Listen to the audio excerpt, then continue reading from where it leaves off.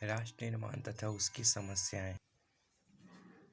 बच्चों, आज हम इसी का वीडियो बना रहे हैं और अभी सुबह का समय है, तो सोचे आप लोग के लिए भी कुछ कार्य किया जाए। और ये आज हमारा चैप्टर चल रहा है राष्ट्र निर्माण तथा उसकी समस्याएं। हम ये देखते हैं, सबसे पहले स्वतंत्रता के बारे में जानते हैं कि स्वतंत्रता का अर्थ विदेशी गुलामी से मुक्ति पाना नहीं है।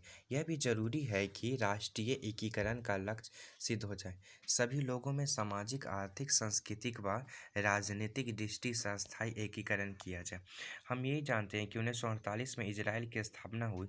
लाखों जो यहूदी हैं, ये अपना निवास स्थान जो है इजराइल में बना लेते हैं, ठीक है। और भावनात्मक रूप से वहाँ पर जुड़ जाते हैं, क्योंकि सभी लोग एक दूसरे से मजबूत व अदृश्य धागे से जुड़े जुड़े होते हैं। उनकी एकता जो होती है ना, अटूट होती है, नहीं टूटने वाली होती है। तथा उस राष्ट्र का हर सदस्य गर्वपूर्वक यही कहता है कि वह अपनी मातृभूमि में ही प्राण करेगा, यानी उसकी अपनी मातृभूमि होगी।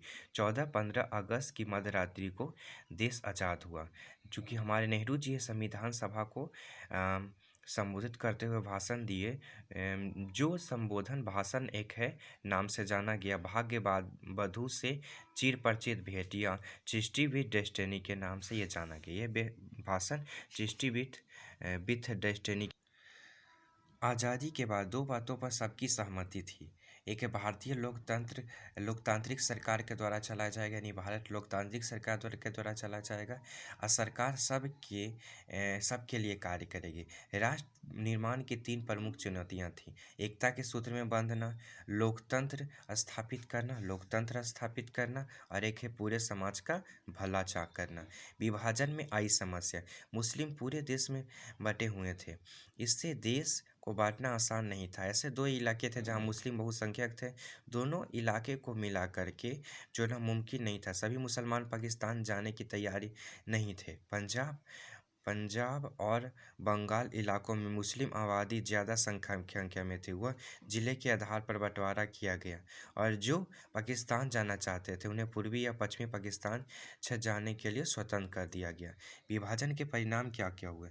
एक तो सांप्रदायिक हिंसा हुआ, अचानक स्थानांतरण हुआ, मजबूरन शिविर में सबको रहना पड़ा, महिलाओं के साथ जतिया हुआ, बहुत ज़्यादा जतिया हुआ। आज़ादी के जश्न में गांधी जी हिस्सा नहीं लिया। महात्मा गांधी जो है देश में हो रही हिंसा से काफ़ी दुखी थे। उन दिनों वे कलकत्ता में हिंसा रोकने के लिए अपील किए। फिर दिल्ली गए। 1948 में उन्होंने उपवास रखे। उपवास से हिंसा और तनाव कम हुआ। और मगर एक सिरफिरे ने जिसका नाम था नाथूराम गोडसे, 30 जनवरी 1948 को गांधी जी की हत्या कर दी। ब्रिटिश इंडिया उस समय 2 भागों में बटा हुआ था। अंग्रेजी के प्रभुत्व वाले भारतीय प्रांत जिनका शासन अंग्रेज चलाते हैं, एवं दूसरा देसी रजवाड़े राजाओं द्वारा शासन किया जाता था, लेकिन ब्रिटिश शासन की से अधीन था। ब्रिटिश इंडिया अंग्रेजों के प्रभुत्व वाले प्रांत, एक है आपका देसी रियासत। रजवाड़ों की समस्या। देश में 562, कहीं कहीं 565 भी लिखा हुआ है, घबराइएगा नहीं।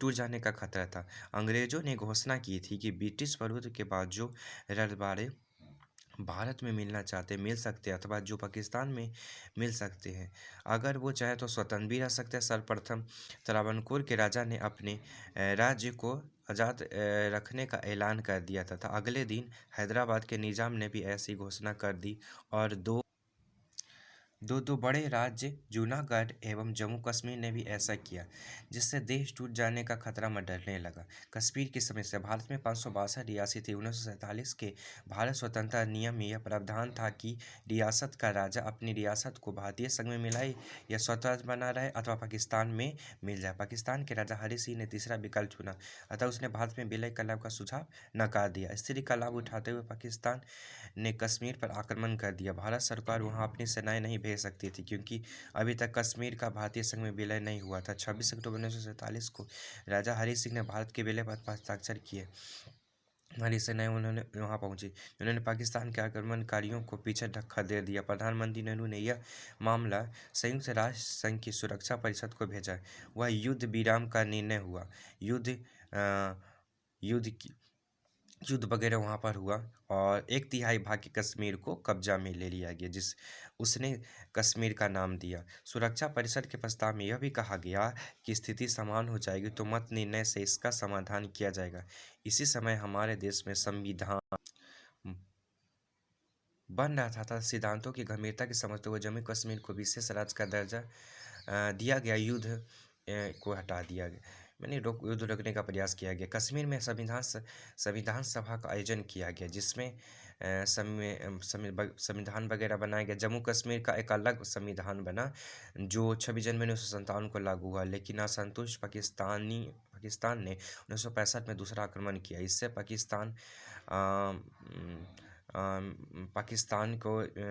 पाकिस्तान की हार हुई और लाहौर क्षेत्र पर भारतीय सेनाओं ने कब्जा कर लिया। 1966 में ताशकंद समझौता हुआ, जिससे कब्जाग्रस्त लाहौर क्षेत्र वापस कर दिया गया था। बातचीत के माध्यम से अपनी सेनाओं के समाधान का संकल्प लिया गया। 1965 की लड़ाई में पराजय से पाकिस्तान के राष्ट्रपति अयूब खां का नेतृत्व का पतन हो गया। अब याहिया खां राष्ट्रपति बने। कश्मीर पर आक्रमण किया गया। इस बार फिर पाकिस्तान को पराजय का मुख देखना पड़ा। हैदराबाद का विलय। हैदराबाद एक बड़ी रियासत थी।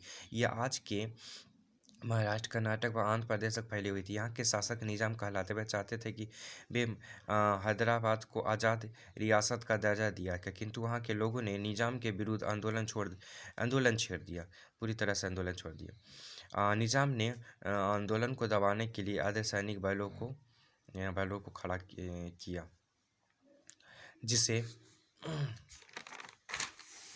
जिसे राजाकार कहा गया। सांप्रदायिक प्रवृत्ति होने के कारण इन रजाकारों ने गैर मुसलमानों पर अत्याचार किए। सितंबर 1948 में भारतीय सेना हैदराबाद पहुंची। कुछ दिनों के संघर्ष के बाद निजाम ने आत्मसमर्पण कर दिया और इसी के साथ हैदराबाद का विलय हो गया। भारतीय सेना ने हैदराबाद जो सैन्य अभियान चलाया उसका नाम ऑपरेशन पोलो रखा गया।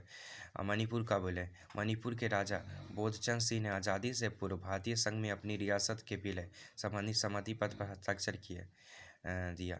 वे जनमत के दबाव में महाराज ने जून 1948 में चुनाव कराया तथा मणिपुर में संवैधानिक राजतंत्र की स्थापना हुई। मणिपुर भारत का पहला भाग था जहां सार्वभौम वयस्क मताधिकार को अपनाकर चुनाव हुए। मणिपुर विधानसभा में विलय के प्रश्न पर गहरा मतभेद थे। मणिपुर कांग्रेस रियासत का भारतीय संघ में विलय का विलय वगैरह, जबकि अन्य पार्टी इसके विरुद्ध थी। भारत सरकार ने रियासत का विलय कर दिया, जिसे वहाँ का विधानसभा ने स्वीकार कर लिया। राज्य का पुनर्गठन। 1950 में संविधान के लागू होने के समय यह स्थिति थी कि अन्य क्षेत्रों से अलग तेलुगु भाषी लोगों का क्षेत्रों में अलग तेलुगु भाषी के लिए आंदोलन उग्र हुआ, जिसके कारण उग्र धारण कर लिया। तब 1953 में आंध्र प्रदेश जो भाषा के आधार पर गठित होने वाला प्रधान राज्य था बना। भाषाई आधार पर बनने वाला यह पहला राज्य था। भारत सरकार ने न्यायमूर्ति फजल अली की अध्यक्षता में राज्य पुनर्गठन आयोग का गठन किया। 1955 में अपनी रिपोर्ट प्रस्तुत की, जिसमें 1956 में राज्य पुनर्गठन अधिनियम लागू हुआ। 1963 में असम नागालैंड बना। 1971 में मेघालय बना। 75 में सिक्किम। 1987 में गोवा और 1986 में अरुणाचल प्रदेश, मिजोरम। 2000 में झारखंड, छत्तीसगढ़, उत्तराखंड। 2004 में तेलंगाना का निर्माण हुआ। भाषा की राज्य। भाषा लोगों में भावनात्मक एकता स्थापित करती है, जो राष्ट्र निर्माण व उसके सशक्तिकरण में महत्वपूर्ण भूमिका निभाती है। यदि किसी राष्ट्र के पास अपनी भाषा नहीं होती तो वह अपने भाषा की रचना करता है। भाषा से ही किसी जनसमूह की पहचान। भारत के लोग अधिकतर हिंदी बोलते थे, जिसकी लिपि देवनागरी है। संविधान निर्माताओं के समक्ष एक समस्या गंभीर थी कि भारत में अनेक भाषाओं के लोग निवास करते हैं, किस भाषा को राष्ट्रभाषा बनाया जाए। इसमें महत्वपूर्ण निर्णय यह हुआ कि राष्ट्र भाषा की जगह अन्य जगह राज्य शब्द का प्रयोग होगा। आगे देखते हैं कि संविधान के आर्टिकल 373 में यह कहा गया है कि इसके लागू होने के 15 वर्ष बाद हिंदी राजभाषा हो जाएगा। इसका गलत अर्थ निकाला गया। 26 जनवरी 1965 से हिंदी भाषा में सारा राज्य कार्य होगा था। असम, पश्चिम बंगाल, मद्रास में भाषाई दंगे शुरू हुए। नेहरू जी पर दबाव आने लगा। 1963 में राजभाषा कानून बनाकर यह निश्चित किया गया कि 1965 को निर्धारित सीमा के बाद ही राज्य कार्य में अंग्रेजी भाषा का प्रयोग चल पड़ेगा, यानी बोलबाला होने लगा। 1964 में शास्त्री जी के प्रधानमंत्री बनने के बाद भाषाई दंगे हुए। फिर भड़क उठे। 1966 में इंदिरा गांधी की सरकार में 1967 में राजभाषा अधिनियम में महत्वपूर्ण संशोधन। उसमें कहा गया कि 1965 की निर्धारित सीमा के बाद भी राज्य कार्य में अंग्रेजी भाषा का प्रयोग चलता रहेगा जब तक राज्य की सरकारें ऐसा चाहे। भाषाई दंगे के समाधान हो गया, लेकिन फिर भी ऐसे दंगे भड़क उठे जिसके कारण निम्न बताया गया हिंदी भाषा लोगों की विशाल संख्या हिमाचल प्रदेश, पंजाब, हरियाणा जैसे क्षेत्र में हिंदी, झारखंड इत्यादि जैसे क्षेत्र में हिंदी भाषी लोगों की संख्या काफ़ी अधिक, फिर भी गैर हिंदी भाषी क्षेत्र में कट्टरपंथी तंत्रों की यह आपत्ति है कि उन पर हिंदी भाषा पर का प्रभुत्व थोपा जा रहा है, यानी उन पर थोपा जा रहा है हिंदी को। 1956 में भाषाई आधार पर राज्यों की रचना। भाषाई आधार पर बनने वाला पहला राज्य आंध्र प्रदेश था। इसी के आधार पर कुछ क्षेत्रों में प्रत्येक राज्य के मांग उठ रहे थे। जैसे महाराष्ट्र के नागपुर के हिंदी भाषी लोग विदर्भ चाहते थे, असम के बोडो लोग बॉर्डरलाइन की मांग कर रहे थे।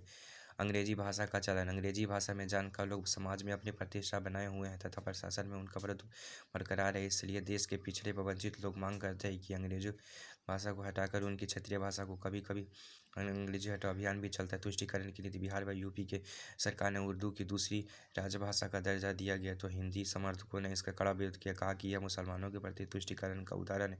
क्षेत्रीय भाषाओं की समस्या। महाविद्यालय, विश्वविद्यालय या संघ लोक सेवा आयोग के समय परेशानी का कार्य नहीं होता है कि क्षेत्रीय भाषा में लिखित उत्तर पुस्तिकाओं का मूल्यांकन उसी भाषा के परीक्षकों से करना पड़ता है, अतः परीक्षक का सही मूल्यांकन नहीं हो पाता। यदि संघ लोक सेवा आयोग किसी क्षेत्रीय भाषा के प्रयोग को वर्जित करता है तो आंदोलन चल पड़ता है। ऐसी समस्याएं पैदा होना स्वाभाविक है। धन्यवाद।